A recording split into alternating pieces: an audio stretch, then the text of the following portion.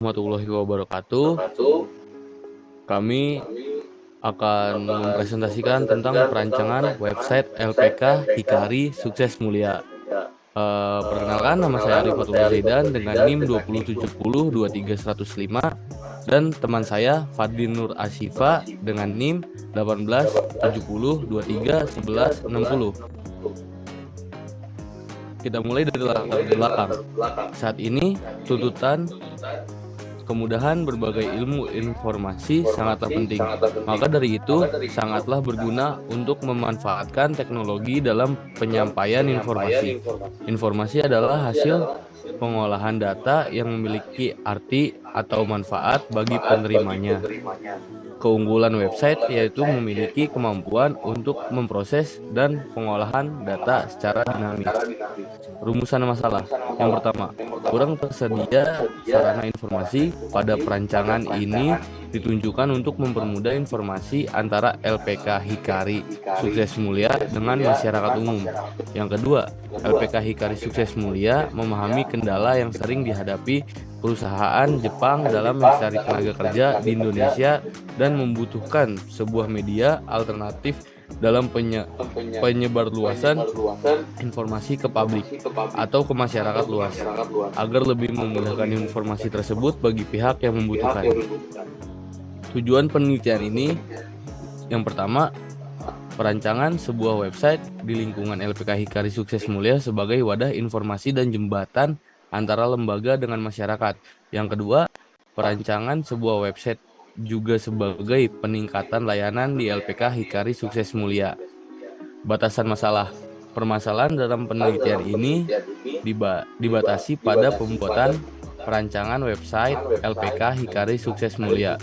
Untuk pembuatan website yang digunakan adalah WordPress. Dengan pembahasan ini saya serahkan kepada teman saya Fadli Nur Asyifa, dipersilakan. Oke, untuk penjelasan tentang pembahasan di sini yang pertama itu ada flowchart. Yang pertama ada proses manual.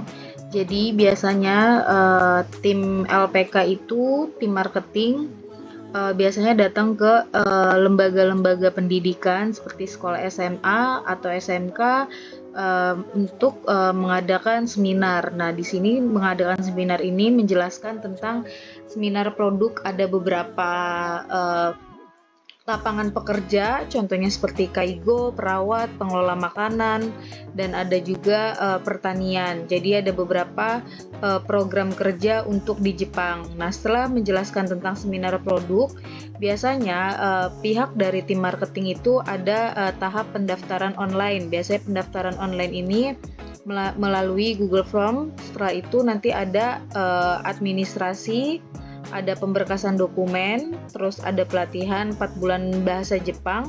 Setelah pelatihan 4 bulan bahasa Jepang itu nanti ada ujian sertifikat bahasa Jepang. Jadi ujian sertifikat bahasa Jepang ini ada tiga sertifikat. Yang pertama JLPT, NATES, sama JITES. Nah, setelah ujian dan mendapatkan salah satu sertifikat bahasa Jepang, lanjut ke tahap interview dengan perusahaan Jepang. Nah, ketika dinyatakan lolos di interview, ada tahap proses pemberangkatan.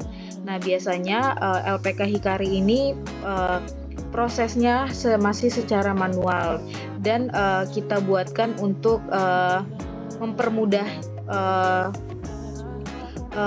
mempermudah proses, yaitu kita buat analisis kebutuhan, terus desain aplikasi berbasis web, dan implementasi aplikasi berbasis web. Next. Jadi di pembahasan yang pertama ini kita ada beberapa kolom kerangka ya. Yang pertama di menu pertama itu ada menu home. Menu home ini yang terdapat di logo LPK Hikari. Terus di sebelah kanannya di atas itu ada beberapa menu Yang pertama menu home, yang kedua ada menu about, terus ada staff, ada kontak, terus yang kedua ada di bawahnya itu ada kolom tulisan LPK, terus juga ada di keduanya itu ada foto gambar LPK, terus di halaman kedua yaitu di menu about itu ada gambar kegiatan kantor, gambar kantor LPK, terus ada perusahaannya, terus yang ketiga ada beberapa kepala staf LPK, ada 3, terus yang keempat ada kerangka kontak ini ada kontak dilampirkan alamat, terus email, terus juga ada kontak nama seperti itu. Nah, ini yang sudah jadinya, yaitu ada yang pertama ya yang tadi saya jelaskan, ada menu about, home, staff, kontak, ada gambar LPK, terus juga ada tulisan LPK Hikari, di atasnya logo, terus di menu kedua itu ada tentang perusahaan LPK, yang ketiga ada staff, terus juga ada kontak US gitu, ada kolom nama, email, nomor telepon, terus atau pertanyaan. Jika misalkan ingin bertanya bisa langsung bisa langsung ketik customer di situ gitu. Terus juga LPK Hikari ini kan sudah dari tahun 2020, jadi LPK Hikari ini jembatan dari perusahaan Jepang ke perusahaan Indonesia. Jadi untuk ngerekrut calon pegawai yang di Indonesia untuk kerja di Jepang. Jadi LPK Hikari ini jembatannya untuk kerja di Jepang seperti itu. Nah, selanjutnya ini galeri penelitiannya, ini aktivitas-aktivitas LPK Hikari, dan di sini kesimpulannya.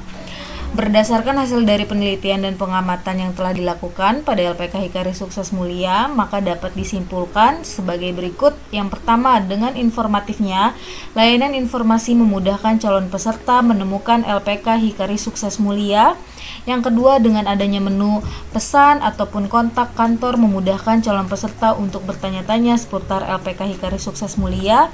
Dan yang ketiga, keuntungan juga didapatkan LPK Hikari Sukses Mulia untuk mendapatkan peserta.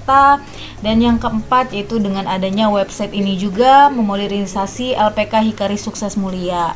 Sekian presentasi dari saya, Fadli Nur Asifa dan Alif Zaidan. Sekian dan terima kasih.